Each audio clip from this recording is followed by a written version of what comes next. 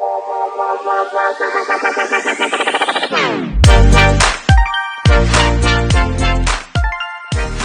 and welcome to the Get Into Cloud podcast. My name is Coin. So the first thing you're going to notice is we are on video. Today's episode is about high-level designs, about creating high-level designs, HLDs, and to create high-level designs or high-level diagrams, I've got to show you. So this is my first video for Get Into Cloud. It may be the last video I ever make for the podcast, but I think in order to communicate on a visual medium, you're going to need to see that visual medium. So a couple of things, of course, this is my first video podcast. It's probably going to be terrible. I'm recording outside. Where I live is very noisy. It's very difficult to record. So I apologize for all of that in advance, but I hope this episode will provide a lot of information. Creating good HLDs is so critically important to be able to communicate your ideas across. It's critically important for the role, and when I see HLDs online and people posting on LinkedIn and things like that, there's just a lot of work, a lot of things that can be done just to kind of button up and improve your high-level diagrams, your high-level designs. So I do have a disclaimer. Hopefully you can see my screen, but I have a disclaimer, right? I'm going to be reviewing folks' diagrams that they've posted. I just snatched them right off the internet, and I'm going to show them to you and talk about them and kind of critique. And in one case, I'm going to rebuild a diagram from scratch. This isn't to make fun of anyone or make anybody feel bad for the diagrams that they produced. I'm going to critique some of my own diagrams that are older, that where I feel like I made mistakes and had a lot of room to improve as well. So this isn't to make fun of anybody or dog anyone out. You know, sometimes you throw a diagram together real quick, and you just try. Maybe you're trying to write an article. You just create a quick diagram for your medium or something like that. So. Again, not to hurt anybody's feelings, but just in the effort so that everyone can improve and make better HLDs. My start as a mathematician, right? In my very early career, or at school, I should say, I had a teacher whose name was Dr. Lay. And one of the things he taught us is when you were trying to solve a complex problem, one of the first things you can do to help yourself to visualize and understand the problem is to draw a picture. So drawing a picture is very important. Drawing these diagrams is very important to help visualize the kinds of things that you want to build in the future, but also to communicate that. You've no doubt heard the saying that a picture is worth 1,000 words, right? You could spend a full day writing a detailed level document that goes through everything that you're going to build step by step, or one diagram can showcase exactly what it is that you're going to create. Pictures make things real. It gives you oftentimes a point of discussion. Folks can do an initial diagram of something they're intending to build, and then there can be some discussion and back and forth about what the different types of things you might choose, how you might change it to make it better. And I think this is why apps like Pinterest and Miro and things like this are so important. They give tools for folks to be able to visualize the things that they're thinking about. So it allows you to get beyond words, which sometimes is very hard to communicate with words, and get beyond that into pictures, which show what it is you're going to build.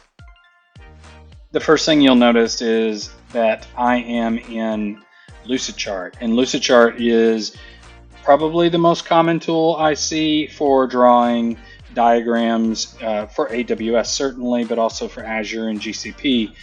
I will talk a little bit about Lucidchart, but I think it probably deserves its own treatment. So you'll want to take a look at maybe some YouTube videos or other things along those lines to learn a little bit more about Lucidchart. The very basic on the left side is you have the shapes that you're using. You can see that I've loaded the shapes for AWS. So when you click the More Shapes button, you get a laundry list of different shapes that you can load, and you see the old shapes from AWS and the brand new shapes from AWS. You see Azure, you can see some circuit diagrams, some flow charts, geometric shapes. They have a ton of shapes available that are preloaded, and you can drag and drop your own shapes in here as well, in order to be able to better draw out and describe what it is you're trying to accomplish. And then as we go, I'm going to go through some of the tips and tricks that I use when I'm inside Lucidchart to maybe give you some hints on following some of the recommendations that I have. Okay, so what is an HLD? I've already called it a high-level design or a high-level diagram. It's a visual representation of what you're building and what you want to build. It's about conveying that information to your audience, about telling the story visually. So the very first thing you want to do is know who your audience is. Just like in a presentation, you would tailor the presentation to the audience verbally. You want to tailor your diagram to your audience.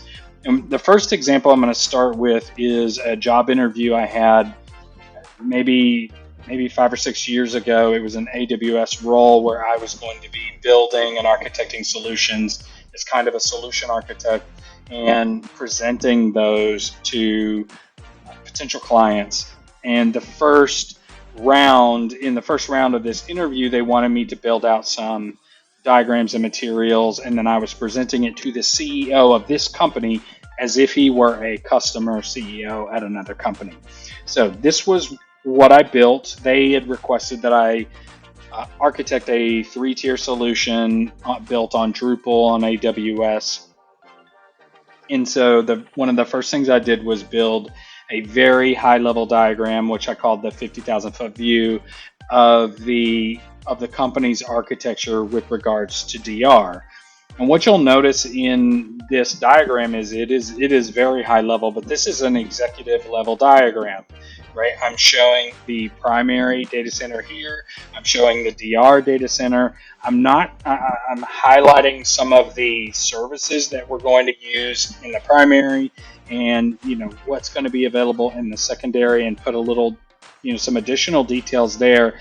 But it's very light on details and the specific technical details, because an executive really doesn't care. In fact, as I was reviewing this for the podcast, I thought maybe the word ELB shouldn't be there. It should just say load balancer, and Drupal might not be there. It might just say compute or platform.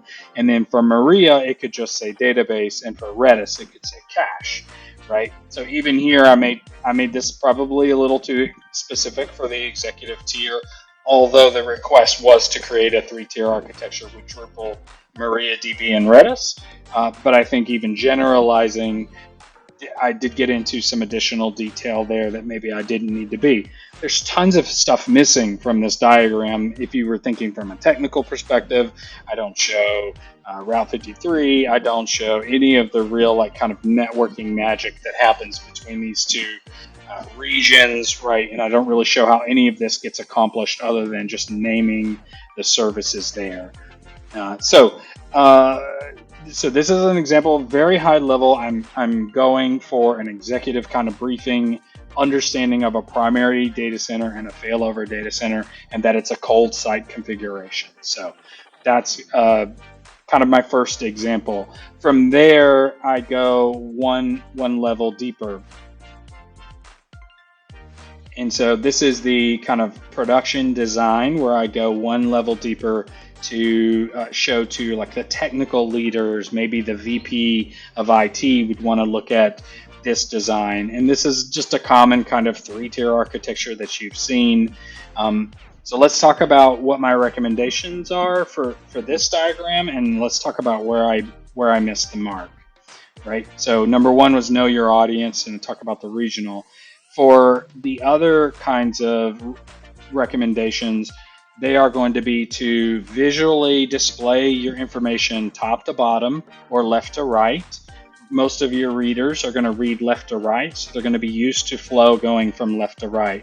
Most of your readers are going to read from top to bottom, so they're going to be used to diagrams flowing from top to bottom.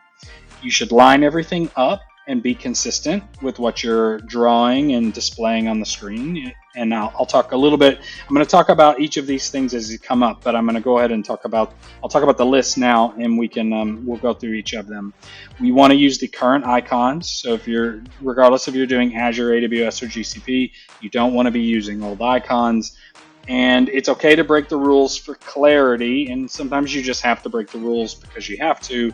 But generally, you want to kind of try to keep to these rules, top to bottom, left to right, line everything up and be consistent. Use your current icons. Okay, so right off the bat, you can see that I've broken the rule to kind of go top to bottom, right? I have a couple of like turns where this guy could certainly be up here and you go straight down in. Not terrible, but for the most part, the flow here is top to bottom. We have flow coming into the top here, the classic 3-tier architecture, load balancer here into auto-scaling group with 2 Drupal servers. I've added this icon here to show that everything is encrypted. I don't know that it's a great way to show that because I probably should have put a legend off to the side to explain what that icon is for. I verbally explained it in the meeting, but someone who's just looking at the diagram might not understand what that means. One thing that I do a little bit different than other folks that might be considered typical is I only have one set of private subnets. I don't differentiate the web and database tier typically. The other thing is this is all very spread out. So this could be condensed more. There's a lot of just open space everywhere where I could have condensed this down a little bit. But it does do a pretty good job of showing the intent. We have some external users. They're going to go to the CDN for static content, for dynamic content. They'll hit Route 53 and head to the internet gateway. Now, truth be told, they probably are going to hit Route 53 and then either be routed to static content, which would be routed to an S3 bucket. So I could have shown that better. And then if they are going to dynamic content, they would be routed in through the load balancer. So even this is not really accurate for how that should be set up. You don't really go through the DNS. You actually just get DNS routes you to an IP address, which then would send you, or a URL that would send you to the internet gateway. And you'll notice I don't show a bunch of lines from the load balancer to the individual servers and then the individual servers to all the items. I kind of just group them. I think of them as cattle, not pets. And so I show the traffic flowing into the auto-scaling group, which isn't technically accurate, but at least gets the theme across that the load balancer is going to split the load across any number of systems that exist inside the load balancer, and those systems are allowed to communicate with the backend systems as well. Redis is redundant because it has that functionality. Maria has an active node in one subnet and a passive node in the other. And I tried to showcase that it's passive by graying it out. You could also just put that it's a passive node there as well. So I think that communicates it. And then at the time there was no way to get in with like EC2 instance sessions or session manager. So a pretty common pattern was a VPN connection that led to a management EC2 instance that would allow you to manage the inside of this environment. And then at the end, as you can see, I've gone off the dotted line. So this is actually too big. I needed to shrink this down a little bit. This was a back-end configuration from a corporate data center. Does kind of break the rule from top to bottom. Like I'm definitely showing like bottom up here. It kind of works because we often think of internal administrators and users as having kind of backdoor access to the environment. But yeah, at the end of the day, I could have put them up here as well and shown that data center connecting through another VPN here and getting into the environment as well. Honestly, I had space to do it that way, and I would have not had this on the bottom. So even putting it up top would have saved me. I could have squished most of this down and really fit it inside the space. So a lot of mistakes made. Overall, not bad. I did group a bunch of icons. This is something that I've done on a couple when I just want to show like we're going to use these services. I'll just pile them in over to the side. and then gives me a point of discussion if I'm reviewing the diagram with an engineer or architect. I can just run through each of these icons and kind of talk about what's going to be built. But these icons are doing a lot of work, right? Single sign-on requires an IDP, and would potentially give you access to the AWS account, different than this internal access. CI/CD is very complicated to be represented by a single icon, and so this might need its own treatment in a separate diagram, which is fine. One of the things you want to do is keep your diagram simple, right? So the consumer of this diagram, where you're showing how external users might come into a production environment, would be a different persona potentially than the DevOps engineers and leaders who would want to see how the DevOps platform is going to deploy the containers or the EC2 instances, for instance, or the code to these environments. So it makes sense that this could be its own icon here, and then a separate full diagram to give it separate treatment for a separate audience, just like we talked about before. Know your audience for each design. It would be very easy to blow this out, show a bunch of CI/CD tooling on this, some systems manager access. You could Amazon CloudWatch alarms. I could put alarms on each of the things and draw arrows from each alarm. I could draw outbound traffic going through the NAT to the internet to get updates, right? So it's very easy to get these diagrams way busy for things that aren't critically important. Like, I think everyone understands outbound connectivity is going to go through these NAT gateways. You don't really need to show it necessarily. So hopefully that makes sense. All right, what else are we talking about? Top to bottom, left to right, line everything up, be consistent, current icons. Okay, I want to give you a good example here. So I ripped this offline. This was a good example. Shows some clean boxes. Everything kind of lines up. This icon is old. I know the new networking icons are purple, but still could just drop in the replacement for that. Pretty good overall. Note they put the NAT icon here, but they don't show a bunch of lines going up and out of the kind of going out to the internet. Got your two AZs drawn here, which is great. 3 tagged separate tiers, which is fine. And then even some additional information about the CIDR block ranges for each of these subnets. So pretty good. Some information about the security groups, which is fine. This would be great to show to a more technical person about how you would potentially propose a build with, even in this case specifically, you have a front-end load balancer leading to a web tier with a back-end load balancer to an application tier, and then the application tier going to the database. So great way to kind of showcase this. The route table icon probably could do without, because there's every network is going to have a route table, and there's not any information here that's important about the route table specifically. So probably could have dropped that. There's a lot of free space here. We could squish it up and probably compress it into a much smaller diagram, but really liked this diagram. I see a lot of diagram from folks that are juniors that are produced, and they're just not great at lining everything up. Now, you could nitpick on the lines aren't exactly perfect or whatever, but some of that just has to do with snapping and such, and that comes with practice and experience. But overall, really good looking diagram for a basic kind of 3-tier architecture. Let me see if I can. Oh, this was a diagram produced by AWS, which I wanted to talk about. This is kind of showcasing the ways that an EKS cluster could consume resources in another account. And the first thing you'll notice is just even the account, like, this doesn't line up at the top, right? And again, this is professional AWS article that I ripped this out of. There's a lot of lines here. It's very busy, showing a bunch of subnets all connecting to these things and then connecting to the resources in the other account. I do like they have good use of color here to differentiate the 2 different types of traffic. I would say or in my opinion, the showing of all three of these subnets is unnecessary because there's not really anything different or special about one subnet to the next.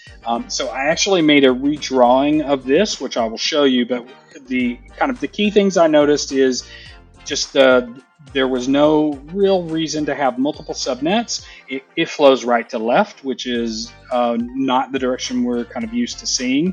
I don't love the way these are broken up, and just not very pleasing to have the lines broken in this way. So I remade this, and this is what it looks like. So as you can tell, it's the exact same diagram, just flipped. And I put the cluster on the left and the workload on the right, and I'll kind of flip back and forth so we can see.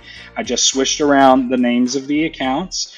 I put the S3 bucket, Dynamo, RDS, and Elasticache on the right side, and I lined them up with the EKS Cloud icon and the resource RAM icon effectively. I got rid of the 2 additional subnets, so that meant I didn't need to show so many lines coming through to these services. And I kept the color coding. Like I said, I think color is a very powerful, I should add that into the list actually. Color is a very powerful way to communicate activity and to showcase 2 alternate paths from one another. So I thought that was pretty good. It also allows you to showcase here, which they do a good job of showing, but it's a little hard to see, right? The blue lines come from the node itself, and then the RAM sharing comes from the actual subnet itself. So that's one thing I wanted to show there. And you can see the blue line comes from the node itself, and then the RAM sharing comes from the subnet itself and goes in there. And, so this isn't a perfect representation of that, but it is simpler. I liked the idea of also splitting up these, splitting these out a little bit and moving this up and putting the red explanation next to the red lines and the blue next to the blue. And I don't love the roll icon, so I just grabbed, this is actually the temporary keys icon, and I'm using it instead to kind of showcase the roll. Of course, I could just grab the hat roll as well. Lined everything up. All of these things are the same side. One of the things about Lucidchart, and I'll show you some of these kind of tips and tricks, when you click on an item, you can see this dotted line to the left shows you that those are equal on top. And then you can click here, and the dotted line at the bottom shows you they're equal. There's also a line in the middle. I can't move my cursor to show you, but it says 400px. That tells you how many pixels apart it is, but that line in the middle means that they're lined up. And so you can see that these are all lined up. You can click on one, and as you click on one, it shows you that this is lined up at the top. Oh, now I moved it. It's lined up to the top at 100 pixels and lined up at the bottom at 80. And so then you can click the next one. You can see I'm 80 on top and 80 on bottom. Nope, not quite 80 on bottom. I moved it a little bit because of the subnet. But then here I'm 80 away from there on the bottom, and you can see I'm 80 there too. One thing you can do is you can use the shift key to select multiple items. So if for some reason I was building this and this stuff is off a little, like you can see it's not lined up, then you just hold the shift key and then you click each of these items, and then you right click them and you align them in the center, and that lines them up. And then you can move this around as a group and use the 4 of them together to center it and make it look nice inside of the box. It's not perfect. Like I could tell this has got a little more space on the right side than on the left. And if I try to move it, let's see what happens. Oh, all right. We'll try to move the boxes too. So then you can just select the 2 boxes. Lucidchart does some weird stuff sometimes. So that's better in terms of centering there. And it looks like there's more space on the top and the bottom, but the word tends to give you that idea there. And still more work. I threw this together real quick, but I feel like it's an improvement, right? This is a very busy, with lots of lines all crossing each other.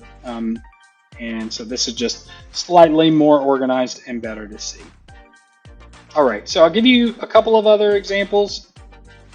This is a super simple diagram that I created for like a crypto API checker application that's serverless, right? Every minute an event runs, it runs a Lambda, it's going to check a crypto API, right? So I'm using color and numbers to try to indicate order in which things would happen, right? It's going to get the previous price from DynamoDB, published to events, bridge on number 4. If it's over a certain percent, it's going to send a notification, hey, go buy some crypto, it's it's going up or whatever. And then all the records will get sent to Lambda, and then Lambda would save them into DynamoDB, and so you would have an event-based kind of thing. You'll notice we don't really, it kind of all runs top to bottom. There are no icons over here to the left, and with all the stuff on the bottom, and the interactions are on the top. This is an example of a marketplace diagram that I made for how the marketplace interacts with the systems that you have to put into place to support being on the AWS marketplace. So you might not be aware of this, but if you get a piece of software on the AWS marketplace, you have to build some tooling in the back end, some serverless items in the back end to support when people click the button to use the AWS marketplace. And here, that it's kind of just shows how entitlements are processed. And basically, the concept is like if you were a user for a particular SaaS product, and then they would understand that you're entitled to have that product, and then they would communicate with the marketplace to charge you for that product. And then there's some additional interactions with the marketplace, specifically if you want to do kind of usage-based billing from the marketplace. But this was pretty good. I broke the rule, right? I have stuff on the right and I have stuff on top.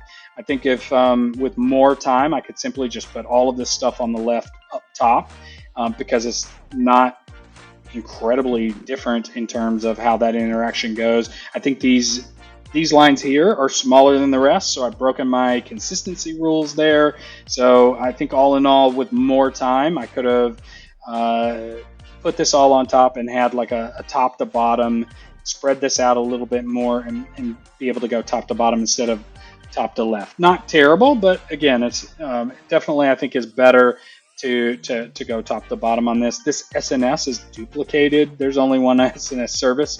It could be different queues, of course, but if it's a queue to notify users, then I only really need one queue. So this could have just been one queue, and I could have pointed the Lambda to that one queue, and then pointed these CloudWatch alarms to that one queue as well.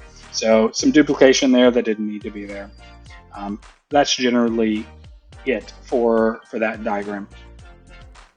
All right, so that's looking at all of some previous diagrams that I've created before, but at the very last one, what I'd like to do is look at the diagram and try to create a new diagram from scratch, and basically just rebuild a diagram that was already created from scratch.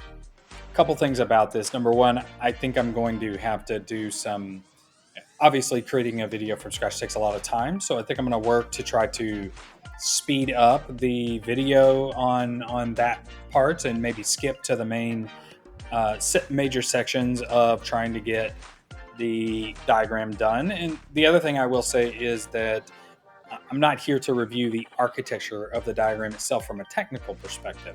The diagram we're going to be looking at is from someone, and I actually am going to include all references to these diagrams and their authors in the description. I want to give them credit for the work that they've done. But this diagram is from a gentleman who creates serverless architectures, is very much an expert in serverless architecture. So definitely not criticizing anything about how to design serverless architectures. He knows way more than that than I do, but want to work on the diagram itself. So this is the diagram. It is a property management tool diagram, or serverless application diagram. In terms of the things we want to look at to fix, right? Obviously, the lines, it is running for the most part left to right, so that's great. The box here isn't labeled, so I'm not really sure what what that is encompassing there. We see usage of the beginning icon for Route 53. We see the old Cognito icon. We see the newer management API and EventBridge icons, but older Lambdas and some other icons. So what we want to do is kind of rework this diagram for consistency on the new sets of icons, try to line things up so there are less of these kind of hook. Actually, I know why this was done, right? When you draw a line from two icons, if you were to put this over the top and draw up through the middle, the line would go through the words. So I think part of the reason that he's drawing around is to be able to not have to show that there. So what I'm going to do is I'll run through with a blank canvas, and I'm going to get all the icons onto the screen and try to get it organized, and then I'll come back and we'll take it from there.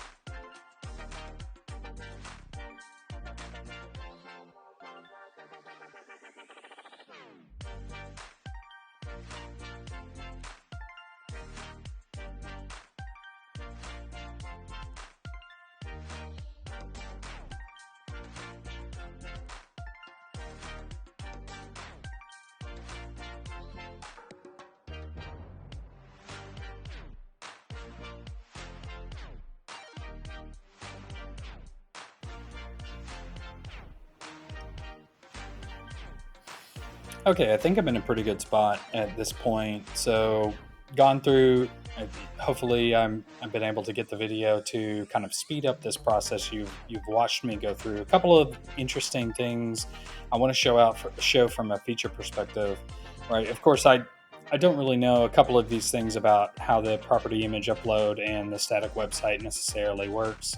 So I'm not quite sure if this is accurate to the technology. So I'll need some leeway on that, of course. And I'm not quite sure if this is all that all seems to line up. When you click an item, you can see the arrows all around it will give you an indication. And you can see, like, when I click here, I even get a set of arrows up here, and that tells me that the distance between this icon and that icon is the same as between these two icons. And you can see when I click it that you can see the same thing there. It's 150 between this icon and the lambda below it, the lambda above it, and then it's 150 from the top lambda to the second one down. So, and visually, most of this stuff looks like it's about the same length away.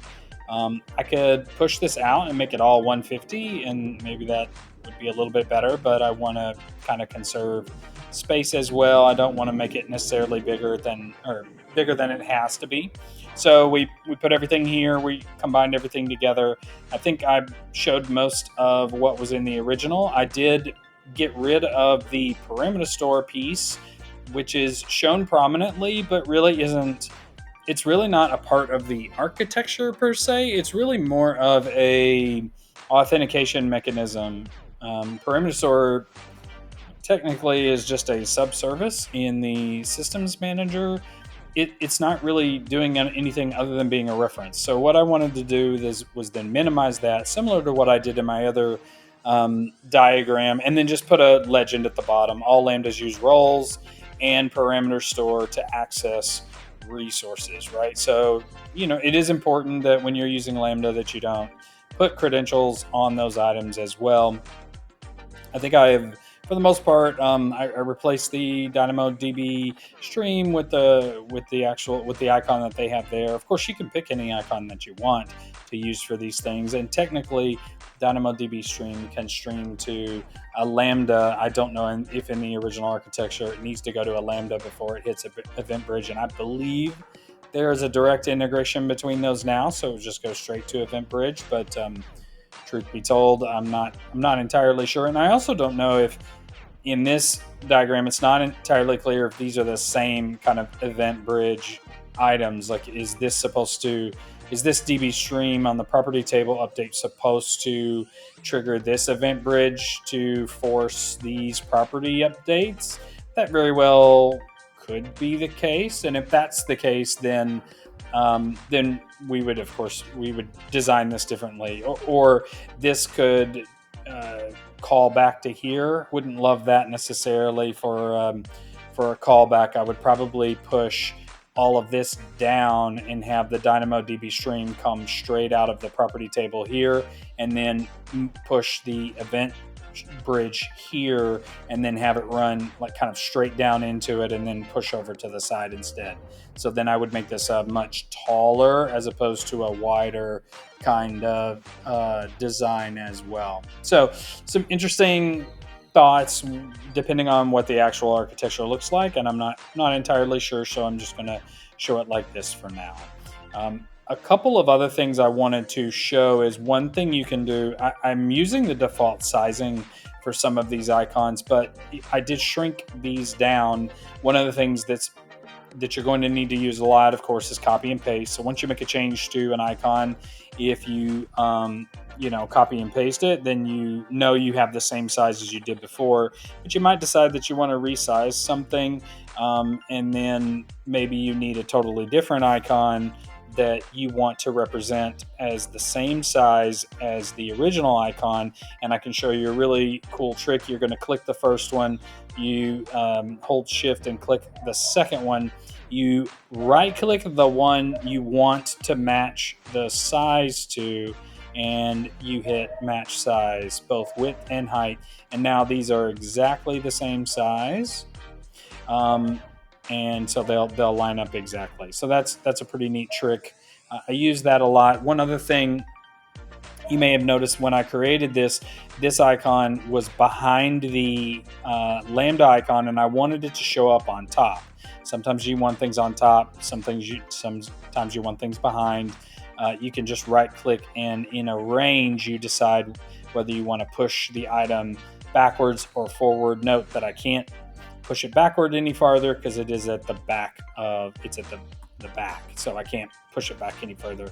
I can only pull it forward. So that's a couple of additional tricks. This icon here, I mean, you can go online usually and find these kinds of icons that you can pull in and import. So when you go to import data down here, you have an option to import additional icons. And I've, like, over the years, I've imported, I think, I think I have my library down here. You can see I've got a bunch of icons that I've pulled in for different companies, a bunch of older shapes that I've used for technologies and buckets and GitHub and stuff like that. So a lot of icons that you can pull in, like the Terraform icon. I've used that quite a bit. I need an open tofu icon to go with it.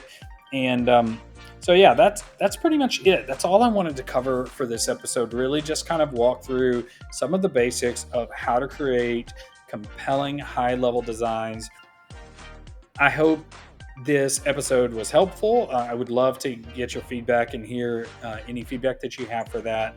Of course, always would love for you to like and follow and subscribe and do all the things for this podcast. And really, it's here to help folks who are just starting in their cloud journey to learn the basics of how to get into cloud, how to grow in this field, and how to continue to advance their career.